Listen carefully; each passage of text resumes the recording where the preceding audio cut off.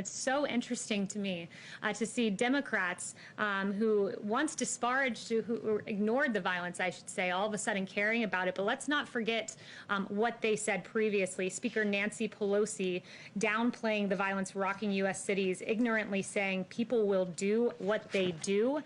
Jerry Nadler, when asked about Antifa, he said that was a myth that's being spread around Washington, D.C. It's not a myth. In fact, an Antifa individual took the life of an innocent Trump supporter in Portland. You have Rep. Ayanna Pressley saying that she wanted unrest in the streets. Chris Cuomo saying, show me where it says protesters are supposed to be peaceful. I'll give you an idea, Chris, it's the Constitution. Don Lemon saying, quote, the rioting has to stop, Chris, as you know, and I know it's showing up in the polls, it's showing up in the focus groups. It's the only thing right now that's sticking. So now all of a sudden, 90 days later, I from this podium have talked about law and order. The president has talked about law and order repeatedly, but because the polling has shifted, now it's time for the Democrats to deny what they said previously and all of a sudden focus on law and order. I'll leave you with this. That's like the arsonist blaming the firefighter.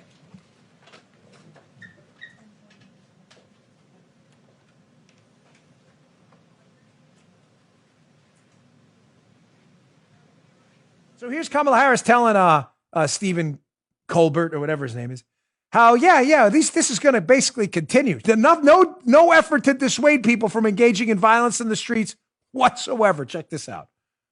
Clear that I know that there are protests still happening in major cities across the United States. I'm just not seeing the reporting on it that I had that's right. for the first few weeks.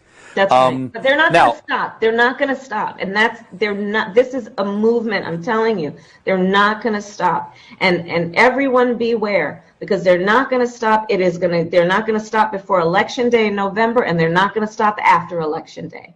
And that should be, everyone should take note of that on both levels, that they're not going to let up, and they should not. And we should not. There you go, folks. There's your potential future vice president. God forbid Joe Biden wins this election. That you should all quote, folks, beware. They're not going to stop. And note what she is, and they shouldn't. Now, she'll say to you, oh, I was just talking about the peaceful protesters. When you find them, let me know. I'm not talking about the stuff that happens in the day. That is generally peaceful. When you find the peaceful protesters in Portland, Oakland, outside of the White House fence in Washington, D.C., when you find them, fill us in. We'd love to hear about it. You may say, well, she's going to bail her way out of that one and say, no, I was just talking about the peaceful protesters. Well, Ayanna Pressley, member of the squad member, Ayanna Pressley, here's Ayanna Pressley basically calling for unrest in the streets. Yes, prominent member of the squad, radical leftist communists, who basically doesn't think there's any problem with this at all, and is suggesting, she loves to lecture everyone, Ayanna Pressley, by the way. She's so much smarter than you. Here she is basically encouraging this street unrest. Check this out. I'm looking to the public.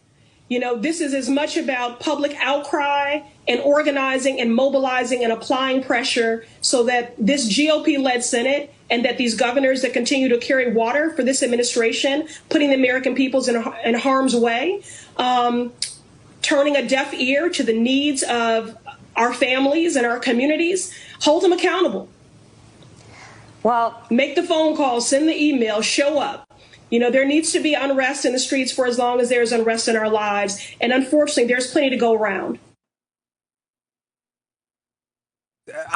We didn't manipulate that. That's actually a member of Congress calling for unrest in the streets. As long as there's unrest in our lives.